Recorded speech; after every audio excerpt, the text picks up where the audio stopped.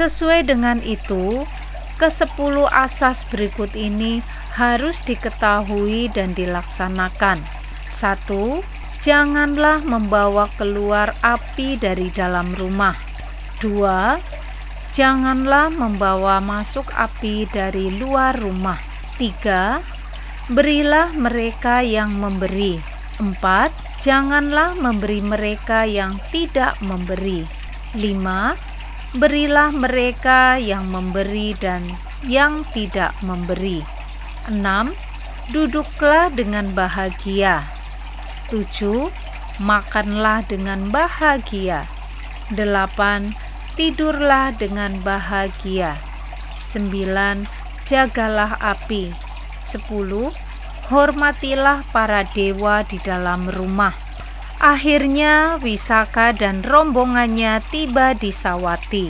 Dengan pertimbangan bahwa banyak orang ingin melihat baju pengantin megah yang tengah dipakainya, ia menampakkan dirinya dengan berdiri di keretanya, sehingga kemegahan baju pengantinnya yang unik itu bisa disaksikan oleh semua orang. Sejak awal kedatangannya di Sawati, Wisaka selalu diberi aneka ragam hadiah oleh orang-orang dari berbagai kalangan, sesuai dengan status dan kemampuan masing-masing. Namun begitu baik dan murah hatinya Wisaka, sehingga ia membagikannya kepada warga Sawati lainnya agar semua orang dapat memperolehnya. Dengan demikian, para warga Sawati bersukaria dalam kedermawanan sejak hari pertama Wisaka tiba di rumah suaminya.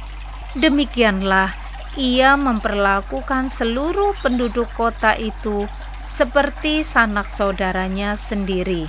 Kemudian pada malam pertama kedatangannya di rumah mertua, ia mendengar bahwa kuda betinanya yang berdarah murni menemui kesulitan dalam melahirkan. Walaupun saat itu sudah tengah malam, ia menyuruh wanita pelayannya memegang obor. Mereka lalu bergegas menuju ke kandang kuda. Di sana, ia membantu kelahiran anak kuda itu dengan sangat hati-hati dan penuh perhatian. Ia juga memandikan kuda betina itu dengan air panas, lalu mengoleskan minyak ke tubuhnya. Setelah merawat induk dan anak kuda itu dengan baik, dan setelah memastikan bahwa keduanya aman dan berada dalam keadaan baik, ia kembali ke biliknya. Perayaan pernikahan itu juga diselenggarakan di rumah Migara selama 7 hari. Migara yang merupakan pengikut setia dari suatu persekutuan petapa telanjang tidak mengacuhkan Sang Buddha yang kala itu tengah berdiam di wihara Jetawana.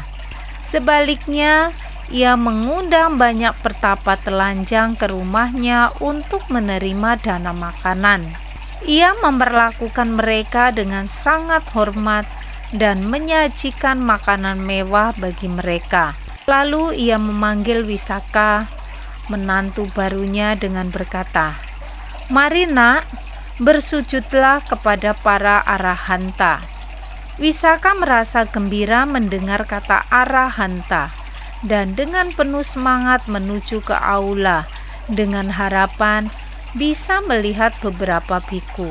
Namun alangkah kagetnya ia melihat para pertapa telanjang yang sama sekali tak memiliki kesopanan itu. Pemandangan yang tak tertahankan bagi wanita halus seperti Wisaka. Ia sungguh kecewa dan berpikir, orang-orang yang tak tahu malu ini tidak bisa disebut arahanta. Bagaimana mungkin ayah mertuaku menyuruhku memberi hormat kepada mereka? Ia lalu berkata dengan nada jijik, "Cih, cih." Dan dengan segera ia kembali ke peraduannya tanpa mempedulikan mereka. Melihat kelakuan Wisaka, para petapa telanjang itu menjadi marah dan mencerca Migara. berumah tangga? Tidak mampukah engkau mencari menantu yang lebih baik? Mengapa engkau membawa wanita pengikut pertapa Gotama ini masuk ke rumahmu? Cepat usir keluar wanita jahat ini. Akan tetapi Migara merasa bahwa ia tidak bisa menuruti nasihat mereka karena Wisaka berasal dari keluarga yang terpandang. Karena itu, dengan susah payah ia terpaksa menenangkan para gurunya dengan berkata, "Guru, orang-orang muda memang ceroboh dan cenderung melakukan hal-hal yang jelas ataupun yang tidak jelas.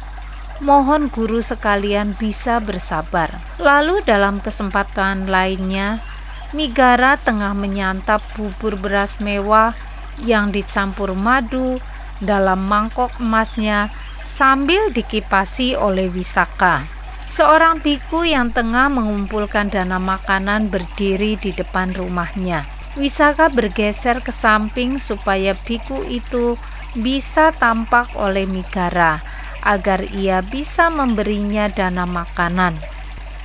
Namun, walaupun sang biku sudah kelihatan dengan jelas, Migara tetap saja menyantap makanannya dan pura-pura tidak melihat kehadirannya. Membaca keadaan ini, dengan santun Wisaka memberitahukan sang biku, "Biku, berlalulah. Ayah mertua saya tengah menyantap makanan basi."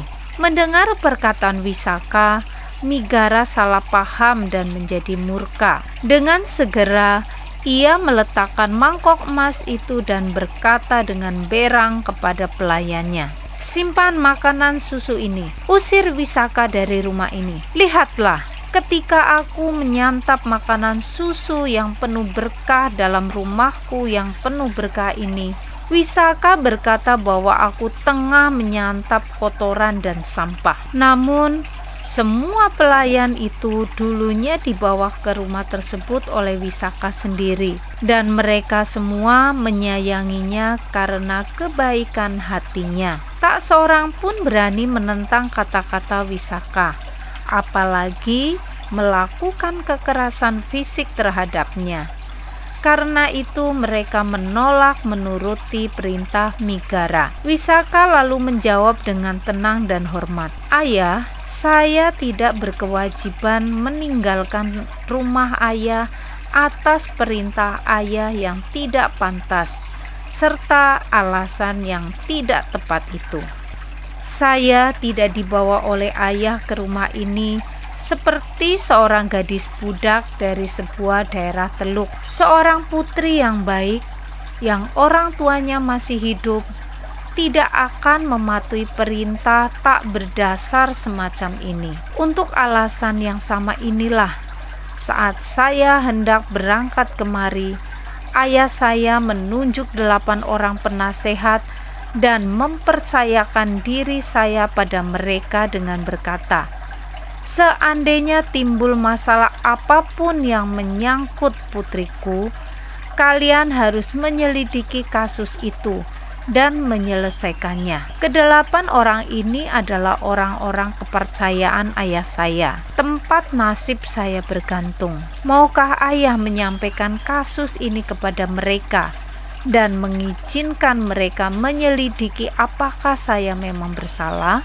Migara mengabulkan permintaannya yang masuk akal itu, lalu memanggil ke-8 penasehat tersebut. Kemudian ia berkata kepada mereka, saat berpesta, tatkala saya sedang duduk dan menyantap bubur beras mewah yang dicampur madu dalam mangkok emas, wanita ini berkata bahwa saya tengah menyantap kotoran dan sampah. Karena kesalahan ini, saya mengusirnya dari rumah saya. Para penasehat bertanya kepada Wisaka, "Putri, apa benar engkau berkata seperti yang dituduhkan ayah mertuamu ini?" Wisaka menerangkan, "Bapak-bapak, itu bukanlah apa yang saya katakan sesungguhnya. Kenyataannya adalah bahwa selagi ia menyantap bubur beras mewah dicampur madu dalam mangkok emasnya, seorang biku berdiri di depan pintu rumahnya menanti dana makanan. Ketika saya melihat ayah mertua saya ini sama sekali tidak mengindahkan biku tersebut, saya menghampiri biku itu dan berkata, "Biku, berlalulah. Ayah mertua saya tengah menyantap makanan basi." Dengan pernyataan ini, maksud saya adalah bahwa ayah mertua saya tidak melakukan kebajikan dalam hidup saat ini, namun hanya hidup berkat buah kebajikan lampaunya. Nah, Bapak-bapak, apa kiranya kesalahan saya dalam kasus ini? Kedelapan penasehat itu berkesimpulan, berumah tangga, penjelasan Wisaka masuk akal, dan ia tidak bersalah dalam kasus ini.